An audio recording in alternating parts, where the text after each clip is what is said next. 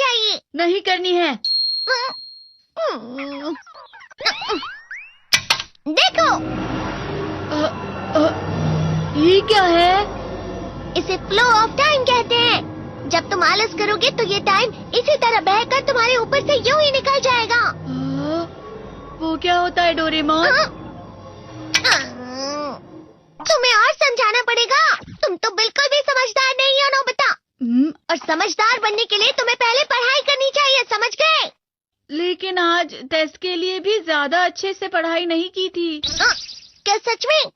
आज का रिजल्ट क्या होगा? शायद 0 मिलेगा। मैं कुछ नहीं कर पा रहा हूँ। मुझे सब पता है। मैं कितने भी कोशिश कर लूँ लेकिन मुझसे कुछ नहीं होगा। बुरा मत सोचो।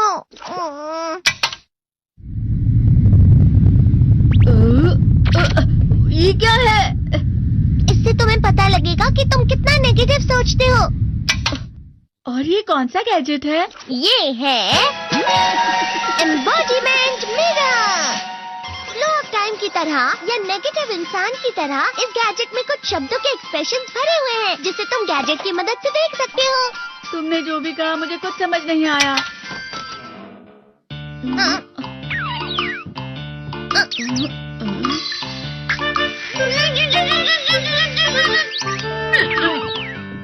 ये क्या था डोरेमोन? एक कहावत है, लोमड़ी की वजह से बुरा होना। ये तुम्हें यही बता रही है। ये तो मजेदार है। मुझे और ट्राई करना है। ये खिलौना नहीं है नोबिता। मैंने निकाला था तुम्हें चीजें दिखाने के लिए। रुक जाओ। मैं इससे बहुत सी चीजें कर सकता हूँ। इसका स्विच ऑन कर देता हूँ। तुम फिर से खेलने जा रहे हो? हाँ, मैं जा रहा हूँ मॉम। तुम पढ़ाई नहीं कर रही हो। मुझे बस इस साल के रिजल्ट का इंतजार है। दुख हुआ, मुझे बहुत दुख हुआ। मेरे कानों को बहुत ज्यादा दुख हुआ। इसका मतलब है कि उसके कान खराब होते हैं।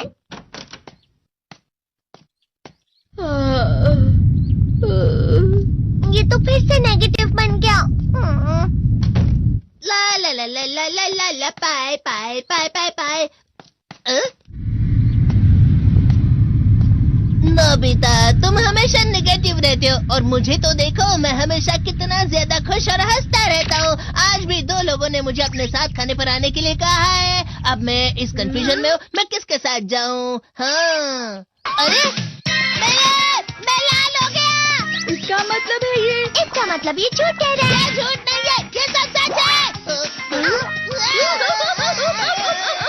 अचानक अब नोबिता चमकने लगा। तुम इतना क्यों खुश हो रहे हो? अरे तुम यहाँ हो? अरे तुम दोनों इतने लाल और इतने चमकदार क्यों लग रहे हो? खुशखबरी है, अब से ग्राउंड पर बेसबॉल की स्पेशल ट्रेनिंग होगी। बॉल अच्छे से पकड़ना।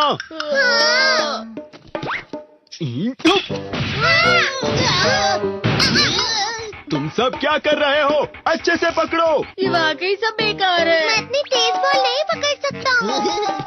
जियान, क्या हुआ सुनियो? मुझे तुम्हारे बगल में खड़े होकर तुम्हें शानदार स्विंग करते हुए देखना है। क्योंकि मैं अपनी प्रैक्टिस स्विंग की जगह तुमसे 100 गुना ज्यादा अच्छे से सीख सकता हूँ ना। ठीक है सुनियो, अब तुम कैचर हो। अरे वाह जियान। तैयार हो जाओ। अच्छे से पकड़ना, ठीक है? ये लो।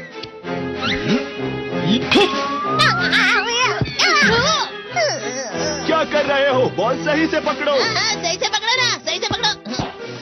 जियान, तुम वाकई किसी भी खिलाड़ी से कम नहीं हो। क्या सच में सुनियो? हाँ, मैं सच कह रहा हूँ। तुम बड़े बड़े मैच भी खेल सकते हो, बस कर लगाओ। चलो भी सुनियो, मुझे अब शर्म आ रही है। हाँ, वाकई बेसबॉल में किसी भी मैच में कभी भी कोई मुझसे जीत ही नहीं सकता है। जियान तो पिघल गया और बेवकूफ बन गया। हाँ, खिलाड़ी। सुनियो उसे क्या कह रहा होगा? वो जरूर उसे मस्का लगा रहा होगा। मस्का? तुम जैसे नासमझ से निपटना बहुत आसान होता है। जब तुम किसी से झूठ बोलते हो और वो खुश हो जाते हैं तो उसे मस्का लगाना कहते हैं नोबिता। तुमने मुझसे झूठ कहा? अरे वाह जियान, तुम तो ना। यो, मेरा दोस्त अब आगे जाकर बड़े बड़े मैच खेलने वाला है। ये देखकर मैं बहुत खुश हूँ। तुम इतना मस्का क्यों लगा रहे हो? अरे नहीं जियान, मैं तो सच में पूरे मन से तुम्हारी इतनी अच्छी अच्छी तारीफ कर रहा हूँ। लेकिन तुम लाल हो रहे हो। तुम झूठ कह रहे हो।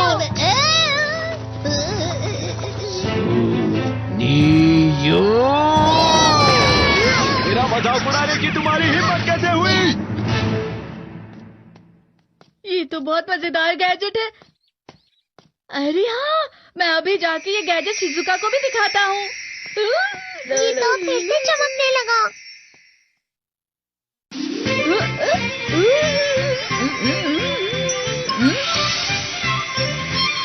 शिजुका!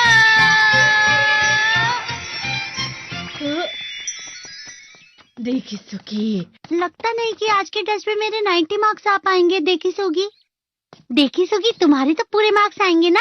मैं कोशिश तो पूरी करता हूँ, लेकिन मुझे भी तुम्हारी तरह हमेशा फुल मार्क्स चाहिए। ऐसा मत कहो शिजुका।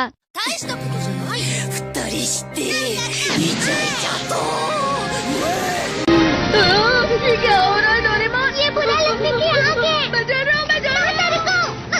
बहुत गर्म है। बहुत ज्यादा गर्म है पानी। अरे नहीं, प्लीज मुझे माफ कर दो। नहीं, मैं तो बच गया। हाँ? डोरेमोन, कभी कभी मैं सोचता हूँ शिजुका डेगिसुकी के साथ इतना क्यों रहती है। तुम बहुत जल्दी नेगेटिव हो जाते हो नोबिता। वो पढ़ाई में अच्छा है, स्पोर्ट्समैन भी है, समझदार है, वो बहुत अच्छा लड़का है। मैं उसके सामने कुछ नहीं। नोबिता! इसका मतलब क्या है डोरेमोन? इसका मतलब होता है कि दुख की गहराई में गिर जाना। अरे हाँ, ये मुझ पर भी लागू होता है ना। बस थोड़ा सा। चलो वापस घर चलते हैं।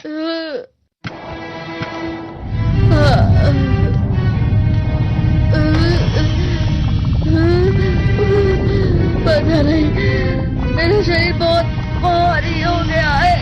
हमारा शरीर भारी नहीं होता, हमारा मन भारी हो जाता है। अरे हाँ, इसे कहते हैं मन का भारी होना। और जिस तरह से मैं चल रहा हूँ उसे कहते हैं कांटों भरा रास्ता।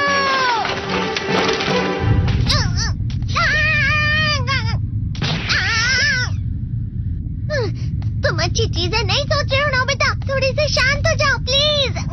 तुम्हें अच्छी चीजों के बारे में सोचना होगा। मैं नहीं सोच पा रहा, पूरी दुनिया अंधेरे में है। नोबिता चलो। मुझे अकेला छोड़ दो। लेकिन अगर तुम कभी भी मेरी बात नहीं समझते, चले जाओ डोरेमोन। पर नोबिता। कोई भी मुझे नहीं समझता। मुझे ऐसा लगता है जैसे मैं बहुत ज्यादा अकेला हूँ। मैं सबसे दुखी इंसान हूँ। रुक जाओ, तुम वाकई बहुत दुखी होने वाले हो नोबिता। रुक जाओ। ये क्या कर रहे हो डोरेमोन? रुक जाओ। मैं तुम्हें ऐसे ही छोड़ नहीं सकता नोबिता। अरे तुम लोग यहाँ सुबह के वक्त इतने अंधेरे में शोर क्यों कर रहे हो? सर आप? ये तो नोबिता की आवाज है। अच्छी बात है, तुमसे बात करनी थी। मेरा रिजल्ट अच्छा नहीं, इसलिए आप मुझे डांटने आए हैं ना? क्यों डांटूंगा? तुम जानते हो तुम्हें कितने मार्क्स मिले हैं? पता नहीं, लेकिन मुझे हमेशा जो सही जवाब लगता है वो आखिर में गलत ही निकलता है। लेकिन तुमने इस बार ज्यादा गलतियां नहीं की हैं। तुम्हें मिले हैं 65 मार्क्स। तुम कभी कभी तो अच्छी पढ़ाई करते हो। 65 मार्क्स?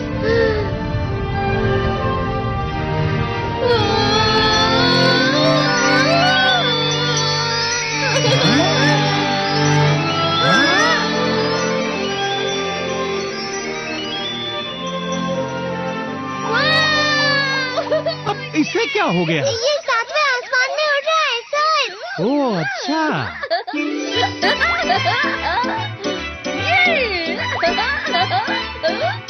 इसे कहते हैं खुशी में चला। हाँ, मैं जानता हूँ। हाँ, ये प्लम का फूल है। ये तो वो तो दिख रहा है। और यहाँ भी है। हाँ, ये अच्छा लग रहा है। हवा? क्या हवा? मुझे कल से कुछ अलग लग रहा है।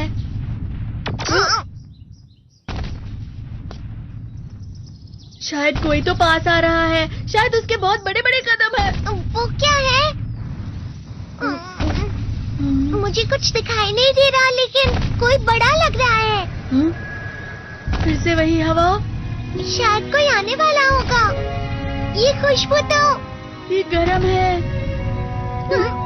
ये तो स्प्रिंग के कदम है।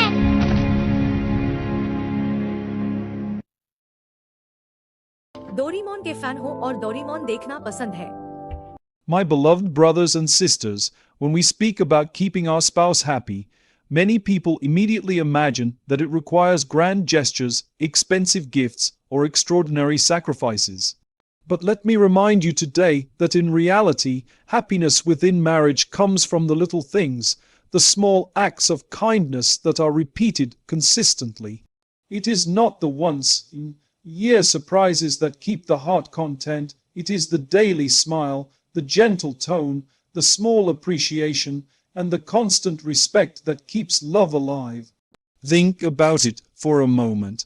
If you come home every day and you never greet your spouse with warmth, never offer a smile, never ask them how their day was, but once a year you buy a very expensive gift, do you think that will cover up the everyday neglect? No, it won't. Because the heart does not measure love only in the big moments, the heart measures it in every single interaction. Sometimes a sincere thank you, spoken with love, is worth more than a diamond ring given without affection. In marriage, we often underestimate the power of a simple smile. A smile, my brothers and sisters, is charity. It brightens the home, it softens the heart, and it communicates affection without a single word. Imagine your spouse is tired after a long day. When you greet them with a frown, the burden on their shoulders feels heavier. But when you greet them with a smile, suddenly the atmosphere shifts, and even if their body is tired, their heart feels lighter. Never underestimate the impact of such a small act. It costs nothing, yet it brings enormous reward. And the same applies to words. Sometimes we think, my spouse already knows I appreciate them, I don't have to say it. But human beings need to hear words of affirmation. A kind word like I'm proud of you, or you did a wonderful job, or I appreciate your effort, is like water to a thirsty plant. Without these words, love begins to dry up. Some people go through years of marriage without once expressing gratitude directly to their spouse. They may assume gratitude, but they never verbalize it. And over time, that silence feels like neglect. So, let us not belittle the power of words. Your spouse may spend hours cooking, cleaning, working, or sacrificing, and one word of acknowledgement from you can make them feel valued. If you ignore those efforts, even the greatest sacrifices can feel unnoticed. That is why, my beloved brothers and sisters, the key to happiness in marriage lies not in demanding, but in appreciating. Respect is another pillar. Many times, couples make the mistake of reserving their best manners for outsiders while treating their spouse with harshness. You may smile at a colleague, thank a stranger, and show patience to a neighbor, but when it comes to your spouse, you become short, tempered, dismissive, or careless. That is unfair. The first person who deserves your best manners is the one who shares their life with you, the one who sacrifices their comfort for your comfort, the one who stands by you when you are weak, who forgives your mistakes, who protects your dignity. Shouldn't that person be treated with the highest respect? A respectful marriage is one where each spouse knows they are honored, where their opinions are valued, where their dignity is protected. Never use harsh words in front of others. Never humiliate your spouse. Never compare them negatively to someone else. Even when you disagree, disagree with respect. Because once respect leaves the marriage, love will eventually follow it out the door. Brothers and sisters, one of the secrets of keeping your spouse happy is to never let small acts of kindness disappear. Often at the beginning of marriage, couples are full of gentleness and affection. They say please and thank you all the time. They listen carefully, they smile often,